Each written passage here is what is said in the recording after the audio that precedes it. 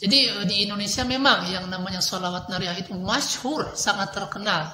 Dari anak kecil sampai kakek-kakek, nenek-nenek, semuanya hafal sholawat nariyah. Kemudian apakah sholawat tersebut diajarkan oleh Nabi atau tidak? Al-Imam An-Nawawi, beliau seorang ulama dari mazhab Syafi'iyah. Bahkan beliau yang menjelaskan mana mazhab yang qadim, mana mazhab yang jadid. Di dalam kitab Riyadhus Shalihin, beliau membuat satu bab. Judulnya Babu Fadlis Salati ala Rasulillah. Bab keutamaan salawat atas Rasulullah sallallahu alaihi wasallam. Nah, di dalam kitab tersebut, di dalam bab tersebut, beliau membawakan 10 hadis tentang keutamaan salawat dan jenis-jenis salawat.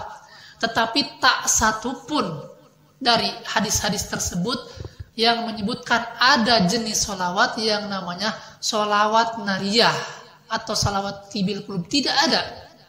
Ini kitabnya seperti ini ya. Jadi di dalam kitab ini beliau membawakan di dalam satu bab, babu fadlis sholati ala Rasulillah, bab keutamaan sholawat atas Rasulullah. Di sini ada 10 hadis tentang keutamaan sholawat dan jenis-jenis sholawat. Tetapi tak ada, beliau tidak memasukkan ada sholawat nariyah atau sholawat tibil qulub, tidak ada. Nah, sholawat yang diajarkan oleh Rasulullah kepada para sahabat, dan ini sekaligus yang wajib kita amalkan adalah sholawat yang ini, yang diajarkan oleh Rasulullah kepada para sahabat. Sholawat pertama, ini hadis diriwayatkan oleh Imam Al-Bukhari dan Imam Muslim yang bersumber dari Ka'ab ibn Hujrah radhiyallahu anhu. Kata Ka'ab ibn Hujrah radhiyallahu anhu, kharaja alaina an-nabiyyu sallallahu alaihi wasallam. Rasulullah sallallahu alaihi wasallam datang kepada kami, kata Ka'ab bin Hujrah. Faqulna, maka kami berkata kepada Rasulullah, ya Rasulullah, qad alimna kaifa nusallimu alaika.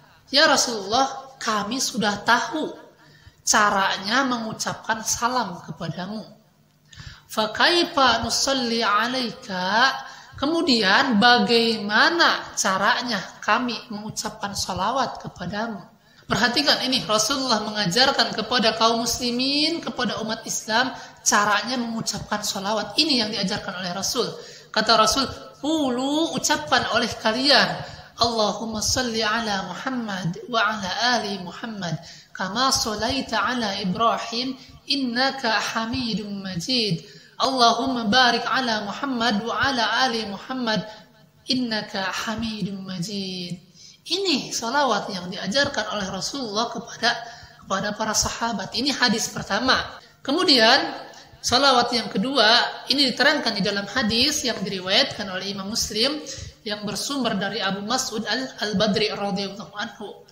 Jadi kata Abu Mas'ud Al-Badri radhiyallahu anhu, Rasulullah sallallahu alaihi wasallam menemui kami ketika kami sedang berada di tempatnya Sa'ad bin Ubadah radhiyallahu anhu. Kemudian Basir bin Sa'ad, nah pusing-pusing dah teman-teman. Kami ulang. Jadi kata Abu Mas'ud Al-Badri radhiyallahu anhu, Rasulullah sallallahu alaihi wasallam datang kepada kami. Waktu itu kami sedang berada di majelisnya atau di tempatnya Sa'ad bin Ubadah. Kemudian Bashir bin Sa'ad bertanya kepada Rasulullah sallallahu alaihi wasallam, "Amarana Allahu an nusalli 'alaika ya Rasulullah." Allah, kata Bashir bin Sa'ad, Allah telah memerintahkan kepada kami bersalawat kepada engkau wahai Rasulullah. Kemudian kata Bashir bin Sa'ad, "Fa kaifa nusalli 'alaika?" Kemudian bagaimana caranya kami bersalawat kepadamu wahai Rasul?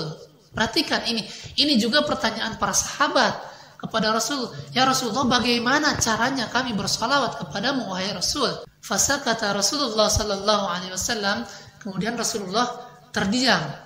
Dan kata para sahabat yang lain, kami berharap agar Bashir bin Sa'ad tidak bertanya lagi kepada Rasulullah.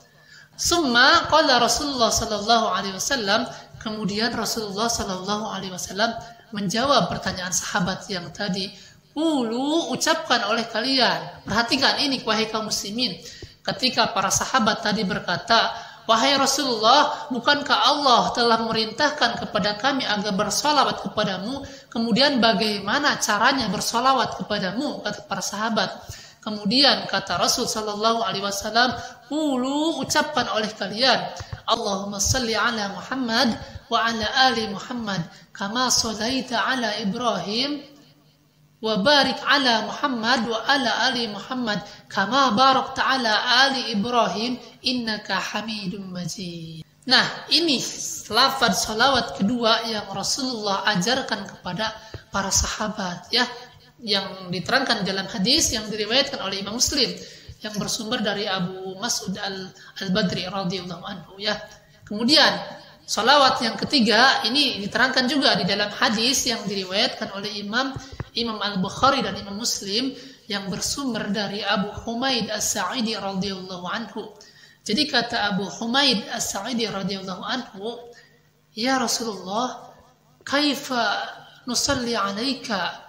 Ya Rasulullah, bagaimana caranya kami bersolawat kepadamu? Qala, Rasul sallallahu alaihi wasallam menjawab, "Qulu, ucapkan oleh kalian," kata Rasul, "Allahumma salli ala Muhammad wa ala azwajihi wa dhurriyyatihi kama shallaita ala Ibrahim wa barik ala Muhammad wa ala azwajihi wa dhurriyyatihi kama barakta ala ali Ibrahim innaka Hamidum Majid."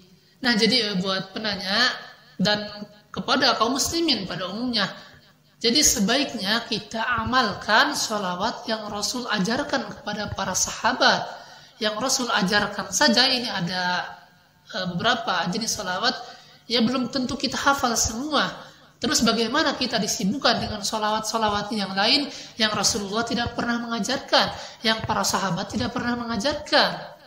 Ini yang diajarkan Rasulullah, sholawat Ibrahimiyah yang sering kita baca ketika sholat. Kenapa ini tidak diamalkan? Tapi yang kita lihat, kami melihat, teman-teman melihat, kita semua melihat, sholawat nariyah ini memang di Indonesia sangat masyhur sekali.